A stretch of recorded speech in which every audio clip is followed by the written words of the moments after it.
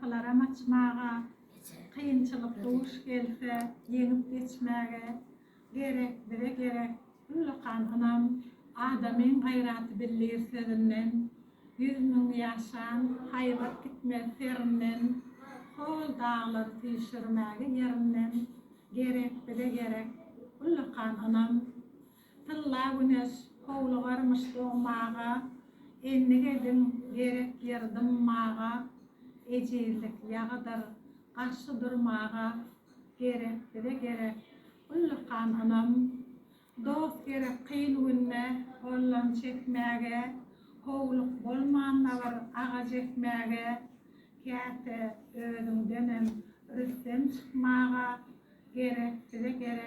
Ulukan anam, ulu yürek beriliptir duymağa, münasipsin söylmege, kändir menne gayrat hıcu diýmäge, gerek.